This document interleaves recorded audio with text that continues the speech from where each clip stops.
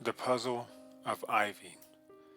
My father died on a sunny afternoon in December. I had left school early that day, after the doctor had told Mom we'd best be getting ready to say our goodbyes. I swung by my brother's middle school to pick him up. I'm here to get Colin Rivard. Sorry, who are you? His sister. I went to this school. You need my ID? I'm sorry, we don't allow unauthorized family members to. Our dad's about to die. They made an exception. We'd been expecting it for a while. I had, at least. Mom was a hopeless optimist, jumping on every experimental treatment, herbal remedy, prayer circle, what have you. I was less so, and as Mom silently sobbed, holding his hand in an iron grip, I wished I had brought her down to earth sooner, stopped her from indulging in these wild fantasies that her terminally ill husband will up and walk out of the hospital alive. He glanced at us, my mother, then Colin, then I. His lips parted. We waited with bated breath. Tell Ivy I'm sorry. Who's Ivy? Your guess is as good as mine. Dad's last words left us with a mystery on our hands. A mystery that Mom immediately disregarded as Dad losing his marbles as his brain cancer swallowed him whole. We don't know an Ivy. Your father was just saying things. There was a bite to her words, and I knew that she was angry. Angry and perplexed that her high school sweetheart's last words called to another woman. One thing's for sure, we don't know an Ivy. No cousins, grandparents, aunts, uncles, in laws, friends, and I've looked. Late at night, while Mom was asleep, I scoured Dad's high school yearbooks, checking for an Ivy in every grade. Nada. Scrolled through his Facebook friends, LinkedIn, his old workplace website. Nothing. At first, Ivy was a puzzle that must be solved. As the years went on, she sifted into an urban legend, a myth, and finally, a memory my mother likes to pretend she forgot. I'm going to kill myself, Gretchen mutters, exhaling deeply as she rests her elbows on her open textbook and buries her head in her hands. I'll tag along, Jonah quips, tipping his head back to drain the rest of his coffee. Let's synchronize, window dive, out of the engineering building. Fast forward almost 2 years, and I'm a sophomore in college with different pressing issues, like making sure I pass my upcoming midterms and maintain my social life without having a nervous breakdown. Mysteries are hard, sure, but definitely not as hard as organic chemistry, or in Gretchen's case, structural geology. I chose a school close to home, very close with a 20-minute drive, depending on how fast I could take the highway. I did this for my mother's sake, because a full time job and a growing teenage boy can be a lot to handle. Can you two go be suicidal somewhere else? I'm trying to read. The quiet buzz of the library soothes the building pit in my stomach as Gretchen's heavy boot shakes under the table and Jonah taps his pencil on his notebook, his eraser gnawed to a nub from stress. My cell phone's ringer pulls me from my trance. Colin. Hello? Elena. My brother's voice warbles and shakes, and with those three syllables, I can tell he is on the verge of tears. A shiver runs up my spine. I've heard Colin cry twice, even as a kid. Once when my dad died, the other when our childhood dog got put down. I am instantly alert, pressing the speaker to my ear. Colin, what's wrong? Elena, I found something. Something with Dad's old stuff Mom keeps in the attic. It was for a project, Elena, but I'm scared. Please come home. I can hear muffled sobs over the speaker. Colin, take a breath. Is Mom home? No. What did you find? His next word chills me to the bone. Ivy.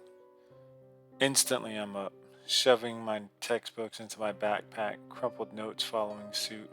What do you mean, Ivy? What are you talking about? Jonah and Gretchen share a look before rising from the table to follow me. A letter, Colin sobs. I found a letter. Hold on. I'm almost to my car. I stalk across the quad and into the parking space behind my dorm, my friends following. I can hear Gretchen's boots stomp on the pavement as they meet me at my car. I throw open the driver's door and shove my keys into ignition. Jonah and Gretchen follow suit. Elena, what the hell is going on? Did something happen to Colin? Jonah tries to catch my eye from the passenger seat as I whip out of the parking lot. Shut up, Jonah, I yell. Colin, you're on speaker. Me, Gretchen, and Jonah are coming. What does the letter say? He takes a shaky breath, then begins to read. My name is Ivy Anne Marie Carter. I do not want to forget this as long as I live. I merge onto the highway. I don't realize I'm holding my breath until Jonah gently whacks me in the arm and I dryly inhale. Charlie, Charles, my father's name. It was on the letter as my brother continued to read. I think I am going to die here. I haven't been this hungry in weeks. I don't know where Charlie went.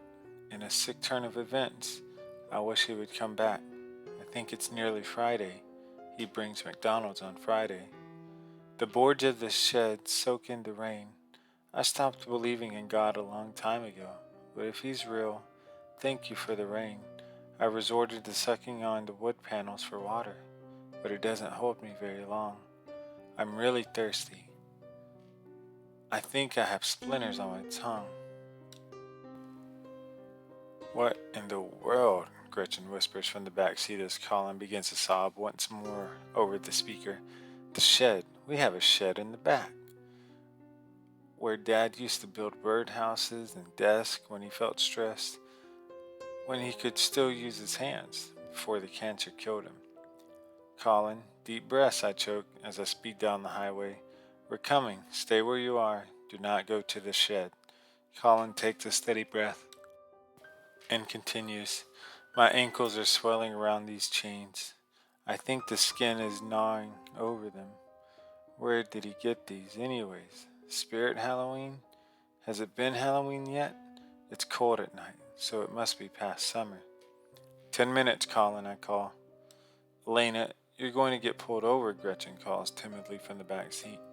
And you're going to shut your mouth, I respond, accelerating as I approach my exit. You know, when I was younger, I always dreamed about killing myself. Now that it's finally happened, I'm scared. Maybe I jinxed it. There is a slamming door over the speakerphone, and Colin yips. Colin? I hear her voice echo. You home from practice yet? I hope someone finds this. I don't want to die alone. In this way, when someone reads this, it's like they die along with me. Kinda symbolic. Colin, hun? Mom calls as I turn into our neighborhood. You upstairs? But my worst nightmare would be if the woman found out. She's worse than Charlie. I think she's jealous, maybe. The blood runs cold. Colin, leave the attic. Colin! Mom's voice is razor sharp. What did I say about looking through my things? My brother's voice is hurried and frantic as he stutters over his words. In my dying breath, I want the world to know that lady is the devil. Ivy's words are interrupted by a slam, the hatch door of the attic rattling on its hinges. Colin yelps. My mother swears, her voice nearly bursting my eardrums as she stomps on the other end of the line. Colin, I gasp, and the line goes dead, cutting off what I think is a guttural scream, a sound I never heard before, that escaped either Mom or Colin's lips, so foreign I can't tell. The car skids to a stop at the bottom of my driveway, and the three of us rush through the ajar front door, up the stairs, and into the... Gretchen screams. Jonah instantly pales. A sudden spurt of bile rises in my throat as I cough to swallow it back. At the bottom of the attic steps, in a gangly heap, lays Colin. He isn't moving. Face down, I can see the back of his head caved in, as if smashed by a blunt object. Fresh blood leaks through his blonde hair and runs down his pale cheeks. I go to rush to him, but Jonah is grabbing my waist and pulling me back. As my mother descends the steps, an old lamp grasped in both hands like a lifeline, she heaves with exertion as she faces the three of us. The metal lamp reflects Colin's metallic blood, glinting against the hallway lights. "What did you do to him?" I shriek, pulling away from Jonah's grip and clawing at empty air as Mom's chest rises and falls, standing over my brother. Mom shakes her head. "You weren't supposed to know. No one was supposed to know. She was supposed to rot in that attic, like the stupid person she is." "Is this a joke?" I yell. "You're insane. Dad's insane. What did you do to Colin?" Finally, I wrench out of Jonah's hold and rush to my brother, pressing my fingers against his neck in a desperate attempt to find a pulse. There, weak but steady. It beats against my fingertips. I could almost cry from relief. Mom has gone silent. I look up to her and see a tear fall from her cheek. Jonah stands in front of us, hands outspread. Gretchen is gone, but I can hear her voice from the other room. "My best friend's mom has gone crazy. Please come. I think her brother's dead." She was on the phone with 911. Mom sniffles as she places a gentle hand on my shoulder. Ivy was supposed to be a hobby, a plaything, an outlet, and she became his everything. His last words, he said sorry to her. She spits that last word, hatred dripping from her tongue. Where was my sorry, huh? Where was it, Elena? Sorry for abandoning me for a child? After everything we've been through? She gazes off for a moment, then snaps her eyes back to me. But I'm afraid we can't talk about this now. I have to do damage control. I take a sharp breath and go over to Colin's head as she raises the lamp once more, bracing for some kind of impact. When thud, screech, Jonah barrels into my mother, knocking her flat off her feet. She squirms, raising her hand to scratch his face as he hisses and grabs both of her wrists, pinning her to the floor. "Jesus Christ," he repeats over my mother screaming. "Jesus Christ." Mom kicks and screams as Jonah holds her down. "Gretch," he calls breathlessly, "when are the cops getting here?" Gretchen barrels back into the hallway, curly hair astray and face soaked with tears. "They should be here by now," she wails. She puts the phone back to her ear. "Where are you guys?" And I sit, holding my brother, as the mystery of Ivy unravels itself, spilling down the attic steps and through my whole body as I shudder. I lay a single daisy next to a plain headstone, adorned with pictures and teddy bears, cards, and flowers. Ivy Ann Marie Carter, 2006 to 2021, daughter, sister, friend. I take a moment to look at the photographs. Ivy had warm brown eyes and curly honey hair, cut to just below her shoulders. Freckles scattered her cheeks.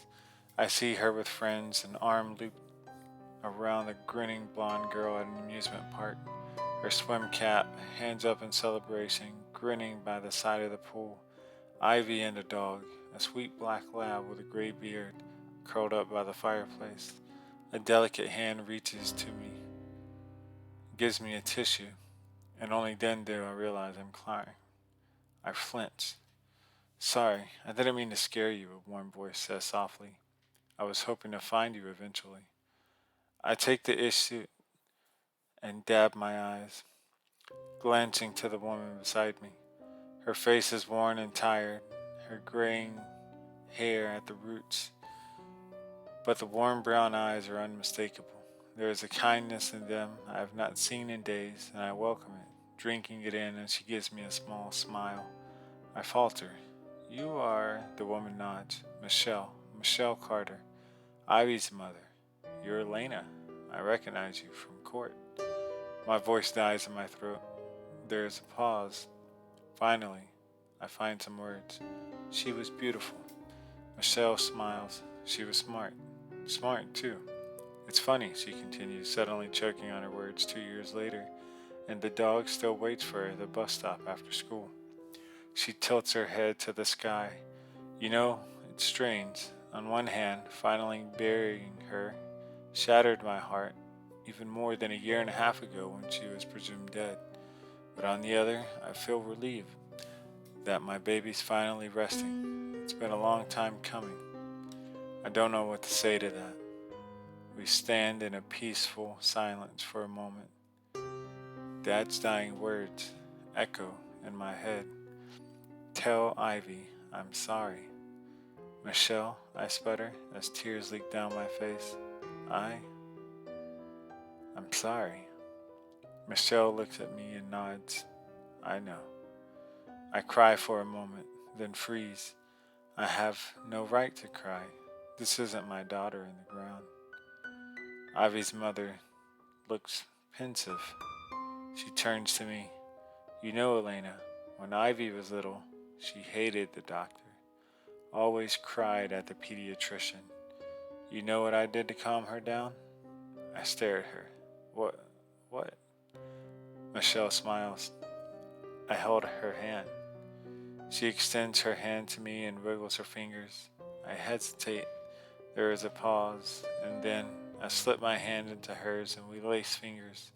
And together we stand at the grave in a comfortable silence as the puzzle of Ivy is put together, solved, then scattered in the wind, out of the shed and into the sunlight, where she can finally be at peace.